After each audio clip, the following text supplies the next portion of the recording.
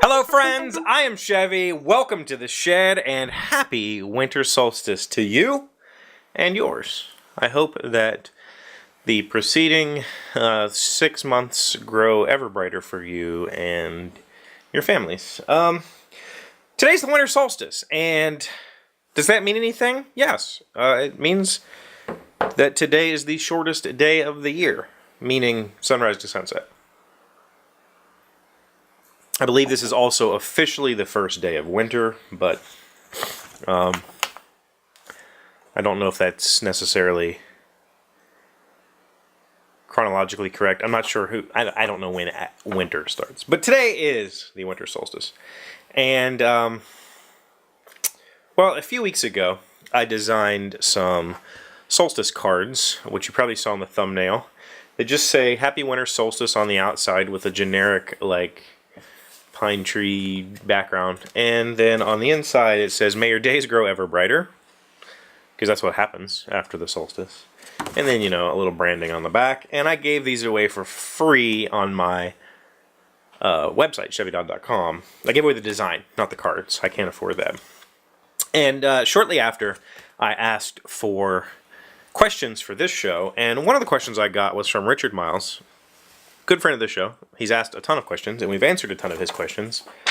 And his question was, why do you choose to celebrate the winter solstice, and what did that mean for your children? Now, I don't think he was asking this ironically. I think he was sincerely asking this. And Richard, I don't want to offend you in this show. If I do, know that I'm not talking about you. Anyway. What does celebrating the winter solstice mean? It doesn't mean anything. The winter solstice is a astronomical observance. It's a fact. It happens. There's no religious ties to it. There's no. It's not baked into any belief system. It's something that happens. Now, that being said, the fact that so many religions throughout the world have a celebration around this time of year is no coincidence. That's what that means. So, typically, questions like, what does this mean for you? Well, it means that I recognize an astrological event. That's it. Today's the shortest day of the year. This is the day when the sun is for if you don't know what the solstice is, there's two a year. There's the summer solstice and the winter solstice, unless you're in the southern hemisphere. But we learned on Monday that 90% of the world's population is in the northern hemisphere. So I don't know. If somebody in Australia tell me, do you call today the summer solstice in Australia, or do you still call it the winter solstice even though you're in summer? I'm not sure how it works. But essentially, our orbit around the sun is elliptical, and we are tilted like this, right? So as we move around the sun, the distance between the equator and the sun changes. We wobble, all right? And in the winter solstice, the top half of the Earth is pointed farther away from the sun. So our days are short because we're rotating a shorter distance here. And our nights are long and it gets colder. And we have winter. As we start to come back around, this would be the summer solstice, which is like in July, or June, and that's when the day is the longest. We are closest to the sun during that time. And then there's two equinoxes. One's in March and the other one is in October or September. And that's when we're equidistant. We're this way. So that's what a solstice is. It's the longest and shortest day of the year. Technically, it's when we're furthest and closest to the sun. The sun is higher or lower in the horizon. Let's put it that way. That's it. That's all it means. What does it mean for my children? It means that they're aware of the science behind how our Earth and Sun interact. That's it. We still celebrate Christmas. We still have a Yule tree. We call it a Christmas tree, but let's not kid ourselves. This holiday is not this time of as with most holidays, Christian holidays. They were appropriated holidays. This is a pagan tradition. This time of the year has been celebrated from every culture ever in existence, and the Christians just adopted it. If you are a Christian, I'm not trying to offend you. I'm just telling you facts. Jesus was not born in the winter. Period. Every biblical scholar will tell you that. This is not his birthday. It's nowhere near this time of year. But this is an observance, and I understand that. And it is a religious observance of a great person who once existed, and so I get it. But don't assume that because you stuck an angel on top of a pagan tree, that suddenly this tree has some sort of Christian meaning. It does not.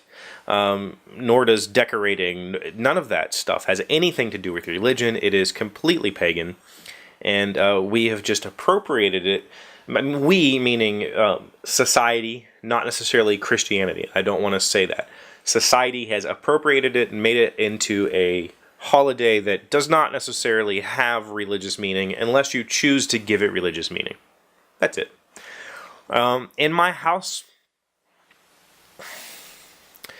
my children are probably Christian.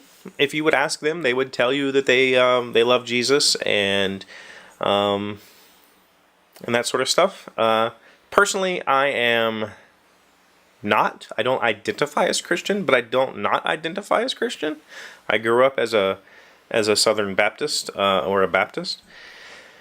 But doing something like this, celebrating today for what it is, for the astronomical event that happens today, an astronomical event that happens today, is a way for me to spread the holiday love, the holiday cheer, the holiday feeling and desire to wish people well without it being confrontational. I can hand this card to a Christian, I can hand this card to a Jew, I can hand this card to a Muslim or a Mormon or anybody, and it's okay. I'm not going to offend them by saying, Merry Christmas, you should believe in what I believe in, or Happy Hanukkah, you should believe in what I believe in. I'm saying Happy Astronomical Event Day. That's it.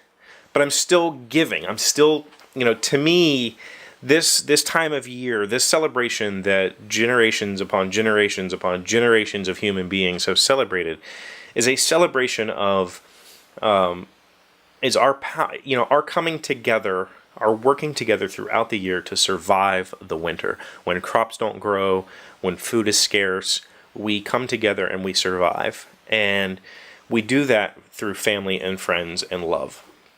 And that's what this time of year is all about. It's not about cards. It's not about phrases. It's not about immortal, all-knowing beings that climb down our chimneys and leave packages if we're good or bad.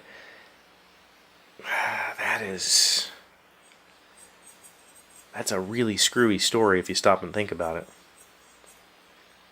So, yeah, it's not about any of that stuff. It's just about coming together as a group, as a whole, as a race, and saying, we will survive this. This is the longest night of the year. We will survive this. We will wake up tomorrow, and our days will grow ever brighter. And I hope that for you. I really do. I hope it for everybody on this planet, that tomorrow is better than today, and every day after is better. Because this year kind of sucked, and we need positivity in this world. So thank you, Richard, for the writing prompt. Thank you, everybody who watches my show and shares it with their friends. Please continue to do so. It helps me out so much. I love you very much. Please leave a comment. Please leave a like if you enjoy my stuff. And if you're new here, please subscribe. Thank you, and I will see you tomorrow. Hey, Doc, wait! I want to ask you something. Today's random fact comes from the Daily Mail, which, by the way, is a tabloid. Avoid this website. Which animal has the best sense of smell? An elephant's trunk is not only long, it is packed with 5 times more smell receptors than humans. And now research has found that the African elephants have the greatest sense of smell among mammals, even beating dogs, including the bloodhound, renowned for its sniffing ability. I usually don't quote Daily Mail. Just saying.